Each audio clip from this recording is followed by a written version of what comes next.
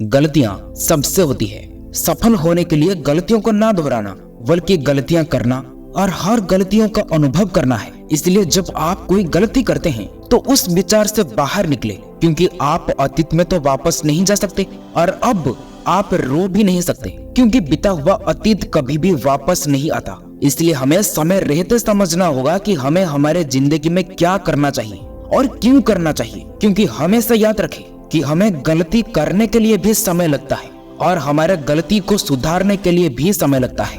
इसलिए आज हम आपको कुछ ऐसे बातें बताएंगे जिसे जानकर आप अपने जीवन में कभी भी गलतियां नहीं करेंगे। दोस्तों, जो हमें सीखने के लिए कई दिन लग गए, आज हम आपको वो सब कुछ ही मिनटों में सिखा देंगे। बस आप इस वीडियो को लास्ट तक जरूर देखें। तो चलिए वीडियो को शुरू करते हैं। दोस्तों, आचार्य चाणक्य का कहना है कि विद्या गुरु से ही प्राप्त करनी चाहिए, क्योंकि स्वयं विद्या का अभ्यास करने से वो लाभ नहीं होता जैसा गुरु द्वारा प्राप्त की गई विद्या से होता है। उनका कहना है कि जो व्यक्ति आपसे जैसा व्यवहार करता है उससे उसी प्रकार का व्यवहार करना चाहिए। जिसने आपके प्रति हिंसा का व्यवहार किया है उसके प्रति हिंसक व्यवहार ही ठीक रहेगा। लेकिन कुछ महान पुरुष ऐसे भी हुए हैं जिनका ये कहना था कि हिंसा का उत्तर अहिंसा से दिया जा सकता है, लेकिन व्यवहारिक दृष्टि से संभव नहीं हो पाता। ऐसी तो सिर्फ संत महात्मा की दृष्टि से हो सकती है, लेकिन चाणक्य ये सिद्धांत कूटनीति के दृष्टि से बनाया था। देश के संदर्भ में तो जैसे को तैसा की नीति ज्यादा उपयुक्त है। दोस्तों, आचार्य ने इस अध्याय में तप के महत्व को भी स्पष्ट किया है। उनका कहना है कि यदि मनुष्य में तप का अभाव है और वो लोभ में फंसा हुआ है तो उसे और किसी बुराई की क्या आवश्यकता है। यदि मनुष्य का स्वभाव दूसरों को निंदा करना है तो चाणक्य ने उसे महान पापी के श्रेणी में रखते हैं और उन्होंने सिर्फ सत्य को ही तप बताया है। अर्थात जो व्यक्ति सत्याचरण करता है उसे किसी अन्य तप की भी आवश्यकता नहीं है। दोस्तों, चाणक्य ने इस अध्याय में दान का महत्व बताते हुए कहते हैं कि जो व्यक्ति दान नहीं करता उससे धन की प्राप्ति तो नहीं हो सकती। चाणक्य कहते हैं कि मनुष्य का जो वास्तविक स्वरूप है उसको ही स्थिर रखना चाहिए। उसे प्राप्त करने के लिए किसी प्रकार के ढोंग की आवश्यकता नहीं है। इसी प्रकार उनका ये कहना पूर्ण रूप से व्यवहारिक है कि इस संसार में जो व्यक्ति शक्तिहीन होता है वो तो ऐसा प्रकट करने लगता है जैसे उससे बढ़कर कोई सज्जन नहीं या फिर ताकतवर नहीं। परंतु इस प्रकार के ढोंग को आचार्य चाणक्य ने नकराते हैं, क्योंकि विशेषता में किया जा रहा कार्य स्वभाव की सत्यता को नहीं दर्शाता। चाणक्य कहते हैं कि अन्न और जल से बढ़कर कोई श्रेष्ठ दान नहीं। भूखे व्यक्ति को सोने चांदी की अपेक्षा भोजन की आवश्यकता होती है। दोस्तों, आचार्य ने गायत्री मंत्र को सबसे श्रेष्ठ मंत्र बताया है। उनका यह भी कहना है कि सभी देवी देवताओं में सबसे श्रेष्ठ स्थान माताओं की होती है।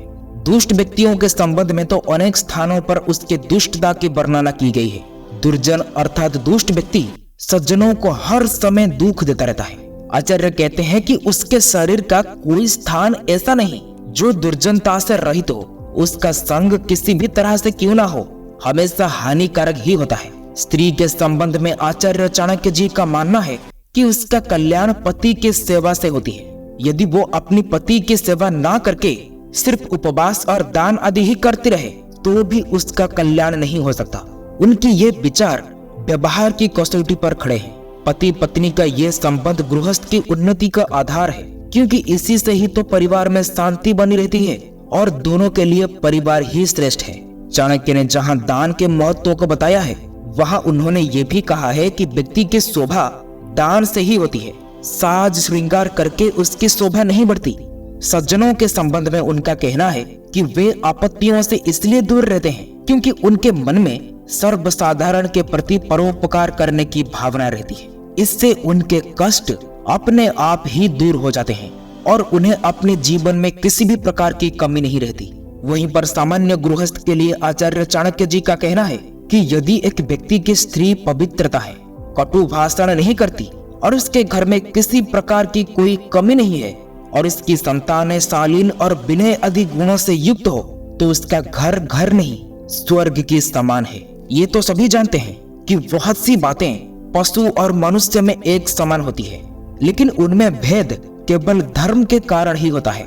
मनुष्य भी पशुओं के समान खाता, पीता, सोता और संतान उत्पन्न करता है। लेकिन यदि कोई मनुष्य के जीवन में धर्म का अभाव है तो उसका जीवन को पशु के समान नहीं समझना चाहिए, बल्कि पशु से भी बदतर समझना चाहिए। मनुष्य का जीवन अनेक परिस्थितियों से गुजरता है। माता के गर्भ से जन्म लेने के बाद बच्चे के रूप में उनका विकास होता है। किशोरावस्था के बाद युवावस्था आता है और दिन ढलने के समान मनुष्य का शरीर भी अस्त होने लगता है। उसकी कमर में बल पड़ जाते हैं। लेकिन उस स्थिति को देखकर अज्ञानी पुरुष ही उसका उपहास कर सकते हैं, क्योंकि युवावस्था के बाद शरीर का दुर्बल होना तो अवसंभावी है। जो युवा वृद्ध का उपहास करते हैं वे तो मूर्ख हैं। वे भूल जाते हैं कि एक दिन उन्हें भी इस अवस्था को प्राप्त होना है। आचार्य ने इस अध्याय के अंत में एक बहुत ही महत्वपूर्ण बात कही है। उनका मानना है कि यदि किसी चीज में कोई ऐसा गुण है जिससे अधिकांश लोगों को लाभ होता है तो उसके अवगुण महत्वहीन हो जाते हैं। प्रत्येक व्यक्ति का यह कर्तव्य है कि वो अपने लोगों का उपकार करने के गुण का विकास करे। यदि उनमें लोगों के उपकार करने का गुण है तो उसके अन्य दोस्तों की ओर किसी का ध्यान भी नहीं जाएगा। इस विशेष गुण के सामने अन्य सभी अवगुण छुप जाएंगे। अध्याय के आरंभ में चाणक्य ने व्यक्ति को जन्म लेने को निरर्थक बताया है, जिसने इस संसार को आकर ना तो संसार के किसी भी सुख का उपभोग किया है और ना ही प्रभु के प्राप्ति के लिए कोई यत्न किया है। विशेष रूप से वेश्याओं के संबंध में आचार्य चाणक्य ने अनेक स्थानों पर इस बात पर जोर दिया है कि उनका किसी व्यक्ति विशेष में प्रेम नहीं होता। उनका प्रेम तो केवल व्यक्ति के धन से होता है। परंतु जो व्यक्ति समझता है कि वेश्या उनसे प्रेम करती है वे तो मूर्ख ही है और उसी बहकावे में वे कठपुतली के समान उसके इशारों पर नाचते रहता है। मनुष्य के स्वभाव के संबंध में आचार्य चाणक्य जी का कहना है कि अधिकांश व्यक्ति धन, संपत्ति और सांसारिक सुख प्राप्त करने के बाद अभिमान करने लगते हैं। लेकिन जो व्यक्ति इंद्रियों भोग की तृप्ति में लगा रहता है उसके कष्ट तो कभी भी समाप्त नहीं होता।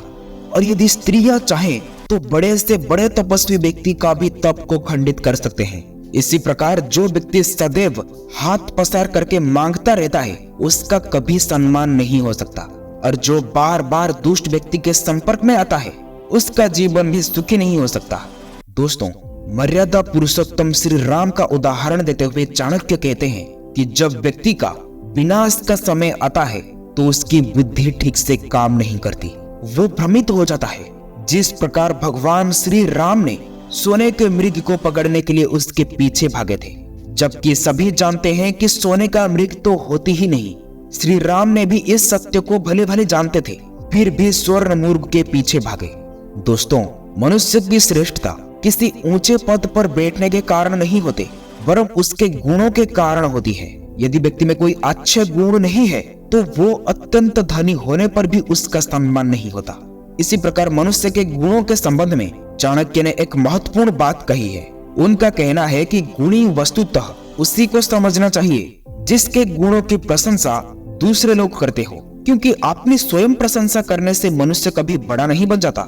गुणों के संबंध में ये बात और भी महत्व रखती है कि यदि ज्ञानीवान व्यक्ति गुणी है तो उसके गुण उसी प्रकार विकसित हो जाता है जैसे सोने के आभूषण में जड़ा हुआ रत्न। परंतु उनका ये भी कहना है कि गुणवान व्यक्ति को दुख भी उठाने पड़ सकते हैं, लेकिन फिर भी वे सर्वदा अकेले रहते हैं। दोस्तों, धन को संग्रह करना आचार्य की दृष्टि में बुरे काम तो नहीं है, परंतु दूसरों को दुखी करके और अधर्माचरण अथवा अपनी दीनता दिखाकर धन इकट्ठा करना उचित नहीं है, क्योंकि धन का लाभ तभी है जब उसका ठीक से उपयोग किया जाए। क्योंकि धन एक ऐसा वस्तु है जिसकी कामना व्यक्ति हर समय करता रहता है और धन के संबंध में उसकी इच्छा कभी भी पूर्ण नहीं होती। और धन का सही उपयोग यही है कि उसे परोपकार में लगाया जाए। धन के संबंध में आगे चलकर चाणक्य ने और एक महत्वपूर्ण बात कही है कि संसार में तिनका एक अत्यंत हल्की वस्तु है, परंतु तिनके से भी रुई अधिक हल्की होती है। परंतु रुई से भी हल्का दूसरों से धन की याचना करने वाला व्यक्ति होता है। वायु तो तिनके और रुई को उड़ा ले जाता है, परंतु याचक को कोई नहीं उड़ाती।